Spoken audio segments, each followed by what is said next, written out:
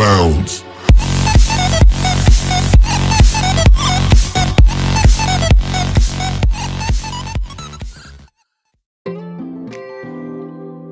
Assalamualaikum warahmatullahi wabarakatuh.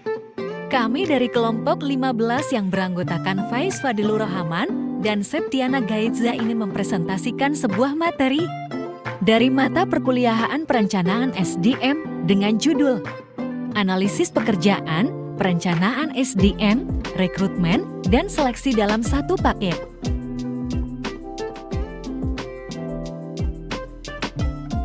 Analisis pekerjaan merupakan bagian dari perencanaan sumber daya manusia menurut Filippo tahun 1994.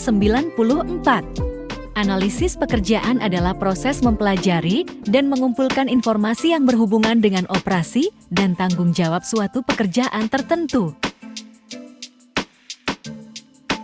Menurut Dessler Penyalia, atau spesialis dalam sumber daya manusia, biasanya mengumpulkan beberapa informasi berikut melalui analisis pekerjaan. 1. Aktivitas pekerjaan. 2. Perilaku manusia. 3. Mesin, perangkat, peralatan, dan bantuan pekerjaan. 4. Standar prestasi. 5. Konteks pekerjaan. Dan 6. Persyaratan manusia. Tujuan analisis pekerjaan.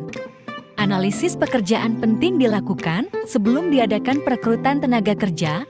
Ada beberapa manfaat yang diperoleh dengan mengadakan analisis pekerjaan, yang juga merupakan tujuan dari dilakukannya analisis jabatan. Adapun tujuan analisis pekerjaan yaitu 1. Memperoleh tenaga kerja pada posisi yang tepat. 2. Memberikan kepuasan pada diri tenaga kerja. 3. Menciptakan iklim dan kondisi kerja yang kondusif. Sastro Hadiwiryo, tahun 2007, 35. Langkah-langkah menganalisis pekerjaan menurut Rifai dan Sagala dalam Sinambela tahun 2016.241, terdapat 6 langkah melakukan analisis pekerjaan dalam suatu organisasi, yaitu 1. Menyediakan suatu pandangan mengenai suatu pekerjaan berkaitan dengan organisasi secara keseluruhan. 2. Mendorong penentuan bagaimana analisis pekerjaan dan informasi rancang pekerjaan akan digunakan. 3. Pemilihan pekerjaan untuk dianalisis. 4. Mengumpulkan informasi yang digunakan. 5. Mengembangkan deskripsi tugas. 6. Mempersiapkan spesifikasi jabatan. Perencanaan SDM atau Human Resource Planning (HRP) merupakan proses peramalan yang bersifat sistematis dengan cara menghubungkan kebutuhan SDM suatu perusahaan dengan strategi dan tujuan perusahaan. Secara umum, tujuan utama dari perencanaan SDM yaitu agar ada kepastian antara kesesuaian tenaga kerja dan jumlah pekerjaan yang tersedia, baik itu jumlah atau kualitas SDM yang perusahaan butuhkan. Tahapan perencanaan SDM yaitu 1. Menganalisis tujuan organisasi.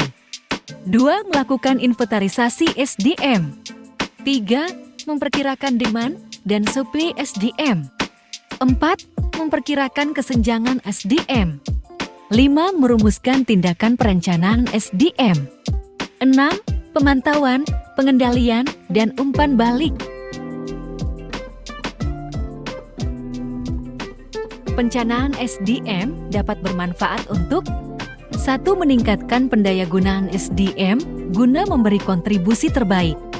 2. Menyelaraskan aktivitas SDM dengan sasaran organisasi agar setiap pegawai tenaga kerja dapat mengoptimalkan potensi dan keterampilannya guna meningkatkan kinerja organisasi. 3. Penghematan tenaga, biaya, waktu yang diperlukan sehingga dapat meningkatkan efisiensi guna kesejahteraan pegawai karyawan. Nawawi, tahun 1997, 143. Untuk merancang dan mengembangkan suksesi perencanaan sumber daya manusia yang efektif menurut Mancini tahun 1996 untuk Terdapat 3 tipe perencanaan yang saling terkait dan merupakan satu kesatuan sistem perencanaan tunggal. 1. Strategic planning yang bertujuan untuk mempertahankan kelangsungan organisasi dalam lingkungan persaingan. 2. Operational planning yang menunjukkan demand terhadap SDM. 3. Human resources planning yang digunakan untuk memprediksi kualitas. 3. Analisis rekrutmen dan seleksi.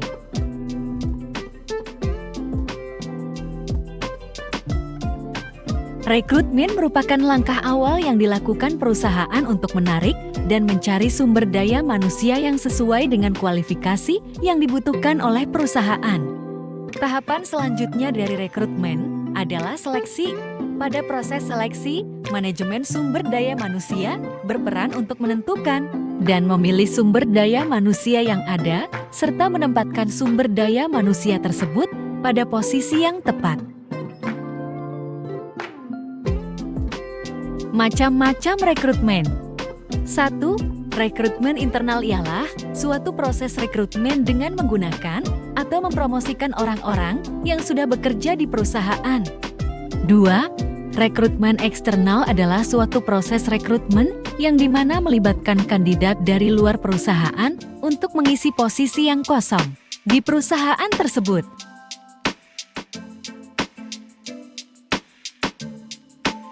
Fungsi rekrutmen menurut Edward tahun 2016-23. Fungsi rekrutmen ialah upaya pencarian sejumlah calon pegawai yang memenuhi syarat tertentu dalam jumlah tertentu, sehingga organisasi maupun perusahaan dapat menyeleksi orang-orang yang paling sesuai untuk mengisi lowongan pekerjaan yang ada. Akibatnya rekrutmen menarik minat seseorang untuk mendaftar di organisasi tersebut. No.